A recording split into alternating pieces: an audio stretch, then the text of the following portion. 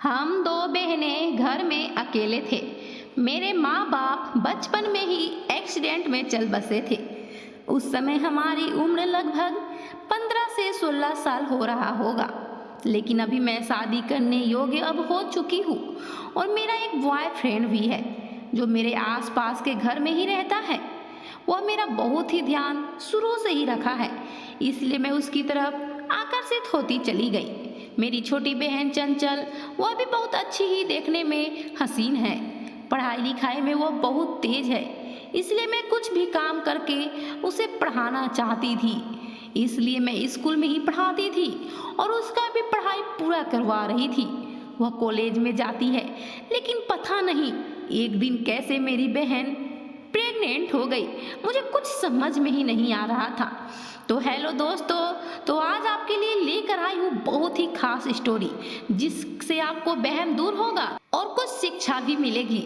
लेकिन मेरे चैनल पर सब्सक्राइब नहीं किए हैं तो कर दीजिएगा प्लीज। मेरे लिए आपका एक योगदान ही काफी है। और अगर पसंद आएगा कहानी तो शेयर और लाइक करना भी मत भूलिएगा।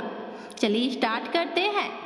मैं बहुत बड़े खानदान की लड़की हूँ।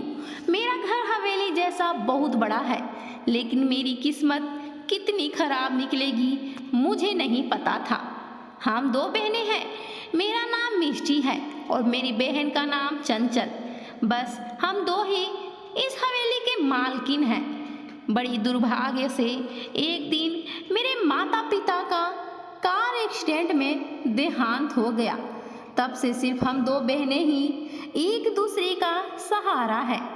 उस समय लगभग मेरी उम्र 15 से 16 साल हो रहा होगा और मेरी छोटी बहन चंचल का उम्र 10 से 12। मेरा उस समय कोई भी सहारा नहीं था, ना रिश्तेदार, ना आस पड़ोस के लोग। हम दोनों बहनें तो कुछ दिन एक दूसरे का सहारा बनकर दिन गुजार दिए, क्योंकि हमारे पास माता पिता का धन दौलत बहुत ही था।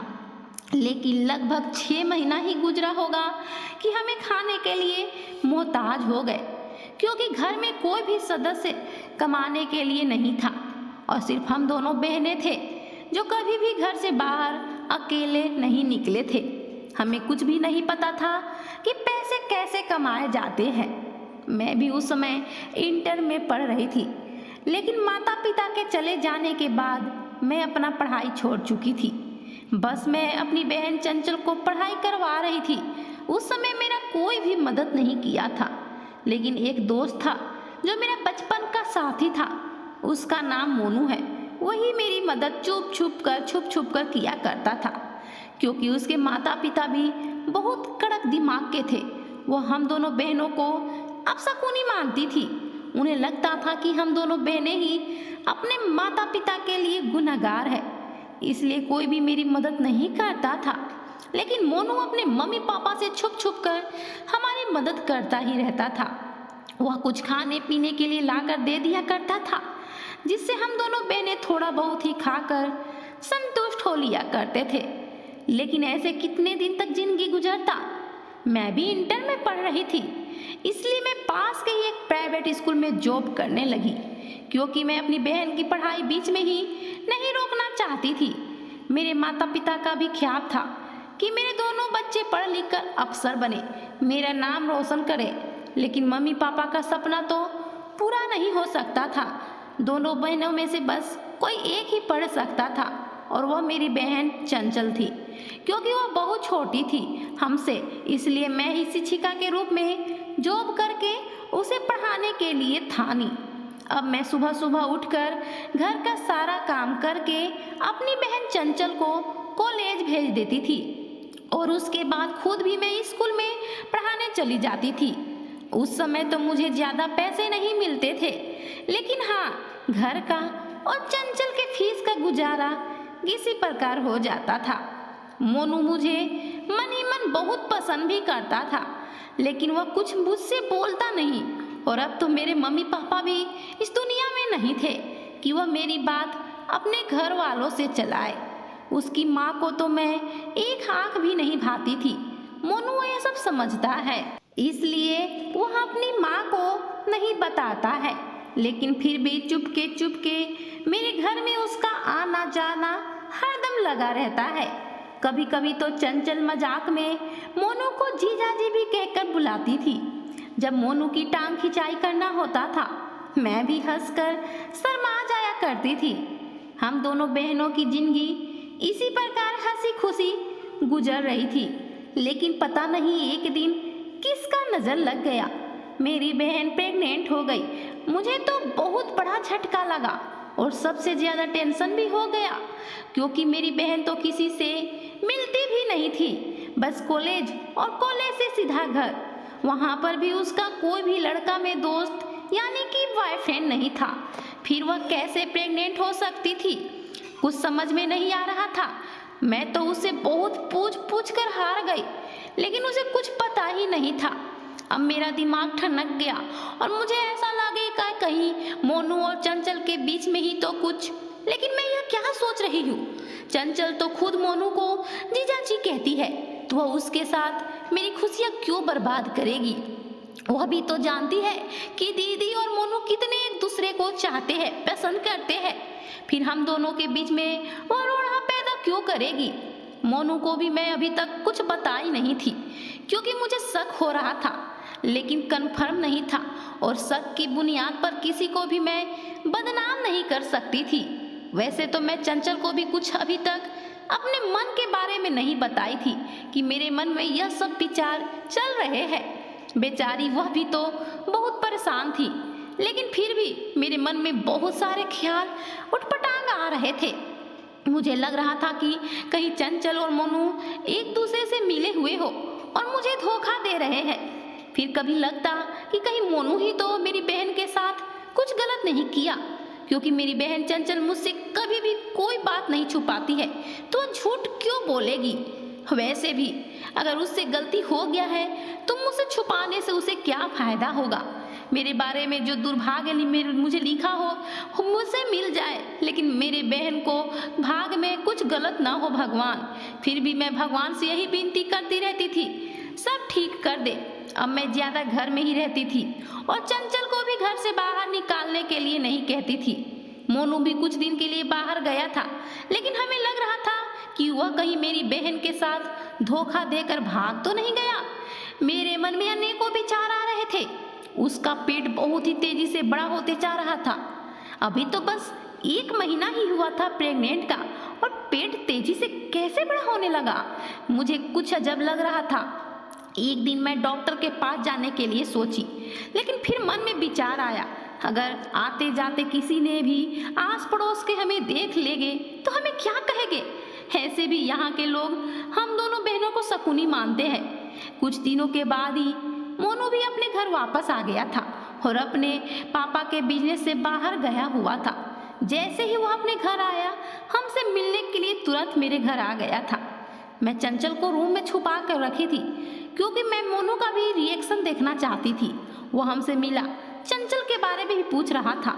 मैं उसे बहाना बना दी, वे अपने एक सहेली के घर गई है। उसके बाद मोनू अपना घर चला गया। वह एकदम नॉर्मल था। अब मुझे उस पर शक बिल्कुल भी नहीं हो रहा था। वैसे भी जीवन में माता पिता के बाद मैं मोनू पर ही तो आंख बंद कर विश्वास की थी। वे मुझसे वादा किया है कि मैं शादी करूँगा तो सिर्फ तुम ही से, वरना किसी से भी नहीं करूँगा। माता पिता माने या ना माने, हम दोनों मिलकर उन्हें मना लेंगे। लेकिन सवाल यह था, आखिर मेरी बहन के साथ कौन गलत किया। चंचल को भी नहीं पता था। अब मोनू कुछ दिनों को चंचल को नहीं देखा तो वह सवाल पे सवाल पूछ रहा था। मैं अब नहीं छुपा सकती थी उससे, इसलिए मोनू को अपनी बहन के बारे में सब बता दी। मोनू भी जानकर बहुत हैरान हो गया और चंचल को बहुत डांट लगाया। वह चंचल को एक बहन के रूप में देखता है, क्योंकि मेरी बहन है, इसलिए उसको मोनू भी अपनी बहन की तरह ही समझता है। बहुत पूछताछ भी किया, कोई लड़का तुम्हारे जिंदगी में है तो बता दो, मैं तुम दोनों की शादी करवा दूंगा, या वे तुम्हें अगर धोखा दे भी दिया है फिर भी बता दो, मैं उसे कहीं से भी ढूंढ कर ला दूंगा। लेकिन चंचल कुछ भी नहीं बताई, क्योंकि उसकी जिंदगी में तो सचमुच कोई लड़का था ही नहीं। फिर क्या था, हमने जो डॉक्टर के पास जाने के लिए सोचा था, मन बनाया था, लास्ट में वही उपाय करना पड़ा। मोनू के एक दोस्त जो टेम्पो चलाता था, वो अपने दोस्त से टेम्पो उधार में मांग लिया। मोनू उस टेम्पो को लाकर सीधे घर के सिरे यानी कि दरवाजे पर ही लगा दिया। मैं भी चंचल को दुपट्टे से उसका पेट तोपकर फटाफट टेम्पो पर बैठ गई, कहीं उसे टेम्पो में कोई देख ना पाए। मैं भी बैठ गई। हम दोनों डॉक्टर के पास गए। ऑनलाइन हमने अपॉइंटमेंट ले लिए थे। जैसे ही डॉक्टर के पास गए, मरीज की ऐसी हालत देखकर वो हम पर बहुत नाराज हुए। गुस्सा करने देते हुए बोली, आप लोग पढ़े लिखे होकर भी ऐसी हरकत कैसे कर सकते हैं? पेशेंट को लाने में आपने बहुत देर कर दी है।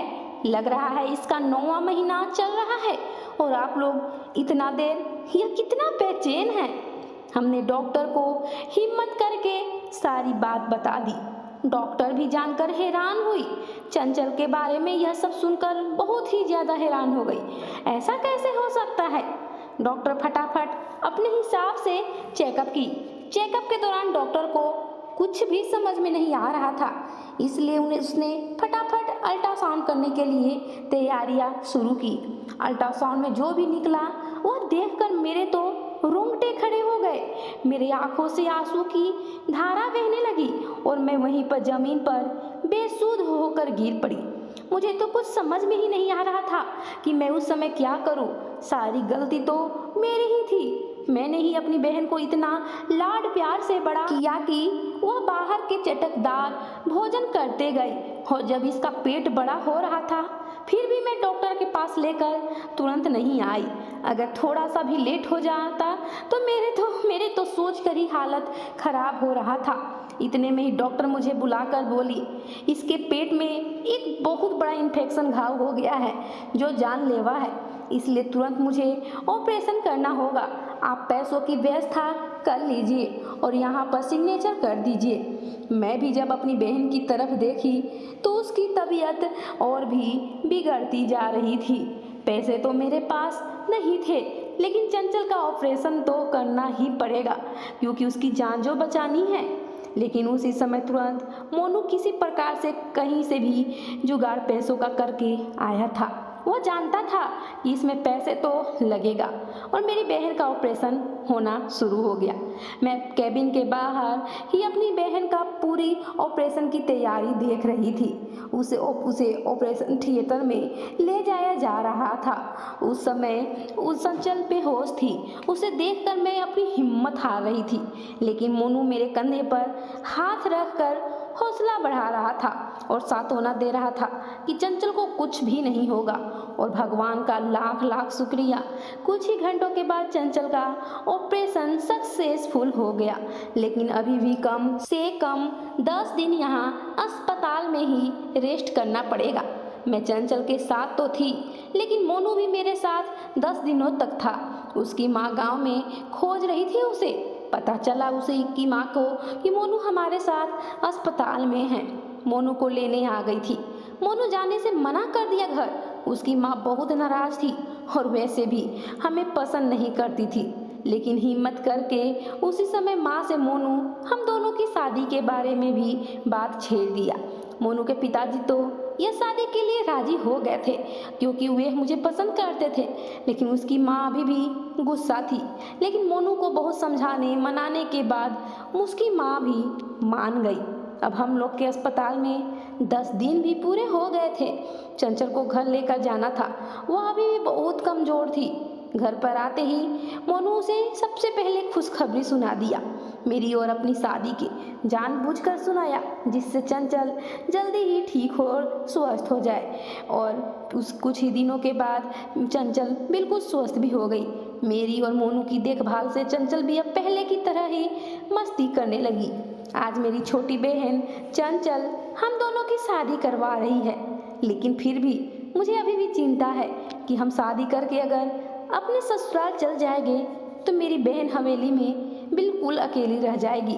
इसलिए मैंने मोनू और उसके घर परिवार वालों से बात पहले ही की थी। मोनू कुछ दिन तक हमारे हवेली में ही साथ में रहेगा, जब तक मैं अपनी बहन चंचल की शादी नहीं करवा देती हूँ। वे मान भी गए थे। अब क्या था, शादी के बाद हम तीनों ही हवेली में रहने लगे। चंचल बहुत पढ़ने में तेज थी, पढ़ने लिखने में, इसलिए कुछ सालों में सरकारी जॉब लग गई, क्योंकि उस जॉब का फॉर्म भरते रह रही थी। और आज मेरा माता पिता का सपना आज पूरा हो गया। अब चंचल की शादी तो मुझे करवाना ही नहीं पड़ा, क्योंकि वह जहाँ पर जॉब करती थी वहाँ पर एक लड़का उसे पसंद कर लिया था, वे भी सरकारी ऑफिसर ही है। दोनों की शादी में धूमधाम से करवा दी। चंचल को उसका ससुराल में भेज दी। चंचल अब अपने ससुराल में अच्छे से रहने लगी, खुश थी। वहाँ पर उसे खुश देखकर मैं भी अब अपने ससुराल में खुशी पूर्वक जाकर रहने लगी। लेकिन यह हवेली तो वीरान हो गया था। अपने माता पिता की अंतिम निशानी जो मैं किसी हालत में नहीं बेचने वाली थी, ये हवेली। इसलिए मैं हवेली को किराए के रूप में किसी को भी दे दिया करती थी और मुझे किराया मिल जाता था। और जो भी किराया इस घर से आता था उसे मैं अनाथालय में दान कर दिया करती थी, क्योंकि एक माता पिता की कमी क्या होती है मैं जानती हूँ, और इन पैसों से बच्चों की मदद हो, यही सोचकर मैं अनाथालय में दान कर दिया करती थी। तो दोस्तों, यह छोटी सी स्टोरी आपको कैसी लगी कमेंट करके ज़रूर बतलाइए, और ज़्यादा से ज़्यादा शेयर करके एक लाइक ज़रूर कर दीजिए। और मेरे चैनल पर नए हैं तो अभी कभी एक सब्सक्राइब कर दीजिए। आपका एक सब्सक्राइब मुझे बहुत सपोर्ट करता है। धन्यवाद।